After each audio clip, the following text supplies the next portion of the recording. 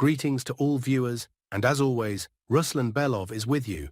Today I've prepared a ton of frontline updates, promotions, and other important news for you.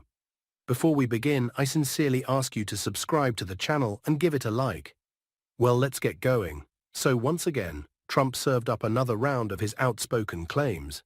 This time he announced that the Russian economy is collapsing, that Russia is out of gasoline, that massive queues are forming at gas stations and fuel is running out. In his account, BRICS is falling apart and everyone is leaving it. Funny really, because few people seem to know that this year BRICS expanded and Indonesia joined. But in Trump's reality, it is all different. BRICS is collapsing, everyone is fleeing Russia, there is no gasoline, the economy has stopped, and the end is right around the corner. He also claimed that they are supposedly going to give Ukraine Tomahawks. The fighting at the front continues and we keep closely monitoring the situation. Let's open the map. Friends, very good news came today from Sumy and Kharkiv regions, notably from the Volchansk area, and there are also encouraging signals from the Dori Pilia salient. Overall, there will be positive developments today, but we will start not from the north, but from the south, the Primorsky and Stepnohorovsk sectors. Heavy fighting is going on there, and no major changes in advance have been recorded for now. We received video from our people, Ukrainian fighters hid in reeds near Primorsky, planning a sortie against Russian positions, but the drone teams spotted them in time and struck. As I said, there are no major advances across the front. Stepnohorovsk and Primorsky are essentially approaches to Zaporizhzhia, and the Ukrainian command clearly spares no soldiers, throwing them into attacks. So gains come at a heavy price. Where the advance was unexpected is in Sumy region. Why unexpected? Because we are already in mid-October, and this is the first real Russian advance in that area this month. It is more a restoration of previously lost positions than a fresh offensive. We cleared the southern part of Alexeyevka, into which Ukrainian units had recently broken through. At the time it seemed they would consolidate there, and given the frontline configuration, Alexeyevka might remain in their hands. But things turned out differently. The Russian garrison managed to push them back and re-establish full control over the settlement. However, there are no major prospects for further operations here. I said back at the start of October that we should not expect breakthroughs in Sumy region. Command left just enough forces to hold the already occupied lines because the main grouping was redistributed to more critical sectors. Thus, in the coming months, we will likely see local back-and-forth actions. Sometimes Ukrainian forces will advance, sometimes Russian units will retake positions as happened in Alexeyevka, and occasional small Russian advances will be made, but the overall balance will remain roughly neutral. Much more interesting is the picture in Kharkiv region, where significant successes were recorded on two axes. Moving to the Volchansk sector, what happened there can be called a genuine breakthrough by the standards of this front. The width of the area where the advance was made exceeds 6.5 kilometers, almost 7. Step by step, in Volchansk itself, they advanced more than 700 meters along Zheleznodorozhna Street. The streets Taras Bulba, Konstitutsy, Ihor Knyaz, Yevhen Miroshnichenko, and Nadezhda Volkova were fully taken and cleared. Parts of streets across the railway were also occupied: Kharkivska, Molodizhna, and Krestyanska. For Volchansk, where previously a gain of a few dozen meters was considered good and 100 meters was remarkable, this push is truly impressive. But the significance is not only in the urban area. In the Tatarsky forest, they pushed in more than a kilometer and reached the approaches to the village of Sinelnikove. The value of this operation is not just reaching the village, but clearing the forest of enemy presence. If Ukrainian forces had kept control there, they could have used it to launch attacks on Volchansk repeatedly. Now that forest is cleared of counterattack positions, and to the west of it, territory near the Seversky Donets River was secured, reaching the approaches to the village of Prilipka, around 400 meters from current positions. The total area brought under Russian control is about 5.5 square kilometers, an excellent result for the Volchansk sector. Thus, the Volchansk front has ceased to be frozen, the city is being steadily pressed, and the near-term aim is to take the remaining western part and then push eastward. The moves towards Sinelnikov and Prilipka promise upcoming fights for those settlements. Another important sector is the Milovsk bridgehead in Kharkiv region. Yesterday it seemed stalled, but a breakthrough occurred. Control expanded around the village of Otradne. From current positions, there was a 900-meter push toward Dvorochansky, and now less than 3 kilometers remain to Dvorochansky.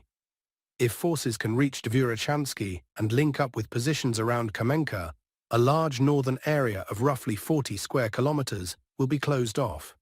Prospects here look very good. Moving to Kupiansk, battles for the Yubileyny micro-district continue, and yesterday another group of Ukrainian fighters, 3 soldiers, surrendered. There are no new confirmed gains at the moment. We await verified footage and reliable reports. Positive confirmed news comes from the Dori Pilia salient. Russian units keep tightening the ring around Shakovo. They managed to advance 1.5 kilometers and reach the eastern outskirts, leaving the village squeezed from 3 sides. Most likely Ukrainian forces will have to withdraw, and they will not be able to do so without losses, because there is only a single exit road and Russian positions sit about 1.5 kilometers from it, meaning any breakout attempts will come under fire. The garrison at Shakovo is not small, and there will be substantial casualties during an evacuation. In summary, the situation is complex, but on several sectors, Russian forces have clear successes, where the enemy is being driven out of key points and supply lines are being cut. Further, developments will favor the attackers. However, in a number of areas, advances remain absent, and the overall picture is mixed. We continue to follow developments and will keep you updated. For Russia, securing Shakov would enhance the stability and resilience of the entire Dori Pilia salient. Beyond that sector, notable gains also appeared on the Pokrovsk axis, south of the city itself. Assault units advanced roughly 1 kilometer 600 meters and took control of the entire western side of Novopavlivka. The next step is to clear the eastern part, after which the settlement will effectively remain under Russian control. It is also evident that the area beyond the railway line is unlikely to be held by the Ukrainian side.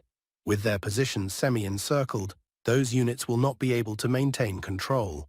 Russian efforts focus not only on pushing toward Hryshyn, but also on fully clearing the western industrial zone. The Ukrainian side retains scattered pockets of resistance, mostly in shelters and basements. Russian command is in no hurry to root them out at any cost in order to conserve strength. The Ukrainian headquarters understands that losing the northwestern outskirts of Pokrovsk and the approaches to Hryshyn would mean their grouping in Mirnohrad and Pokrovsk faces the risk of encirclement. According to the Ministry of Defense, Balahan has been brought under control and the advance in Mirnohrad is ongoing. In practice, the Rodinska area is even more decisive, as it largely determines the fate of Pokrovsk and Mirnohrad, a point we discussed in detail yesterday. The frontline dynamics speak for themselves. Despite foliage disappearing and winter approaching, the initiative remains with Russian units, which continue to push forward.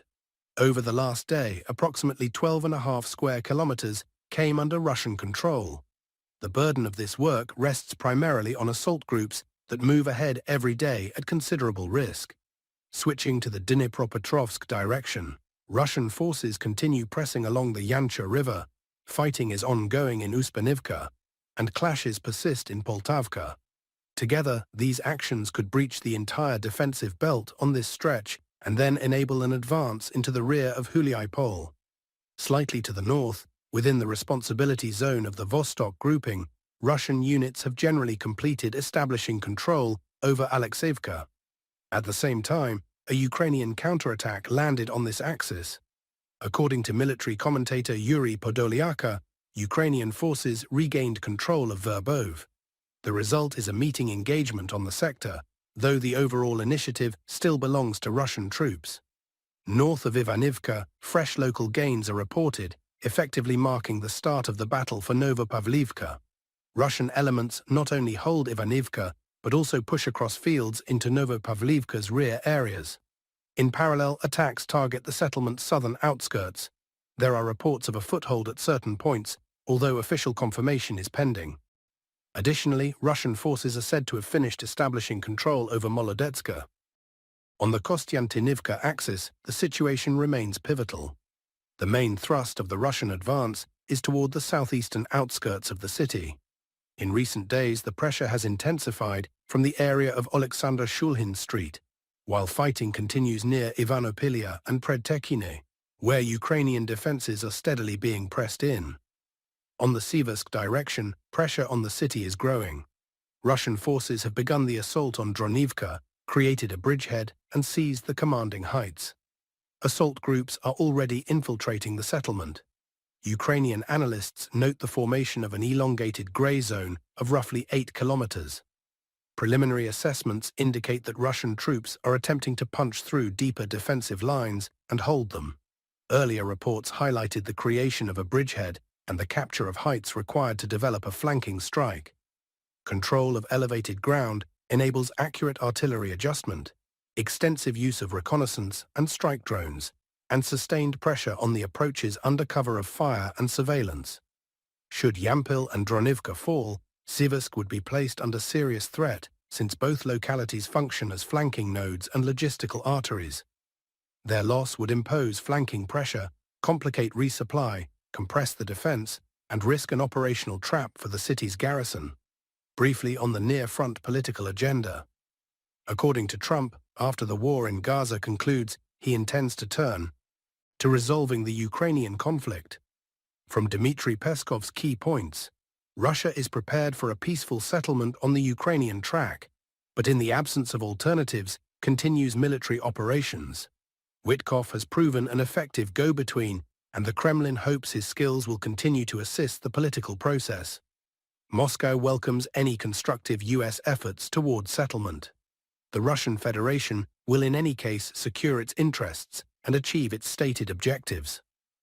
Openness to dialogue remains. The president is preparing a series of international phone contacts. Peskov also urged waiting for the outcome of the Trump-Zelensky meeting before substantively discussing reports about potential transfers of Tomahawk cruise missiles. There have been no new contacts with Ankara regarding Ukrainian settlement for now, but arranging a call between Presidents Putin and Erdogan can be done swiftly if needed. On Western supplies, the Financial Times reports that the United States could provide Kyiv only between 20 and 50 Tomahawks, which, in the paper's view, would not significantly affect the conflict's dynamics. Of the 200 missiles procured by the Pentagon since 2022, over 120 have already been expended, and the draft budget for 26 requests funds for 57 such missiles. The paper also notes that Washington may need these weapons for its own contingencies, including potential strikes against targets in Venezuela.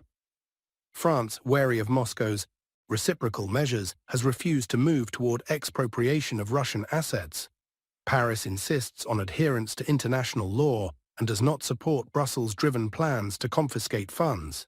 This was stated by the French ambassador in Moscow, Nicolas de Rivière, who stressed that President Emmanuel Macron's position is unequivocal. Confiscation of others' funds is not on the table. Only interest income from invested sums has been used to assist Ukraine.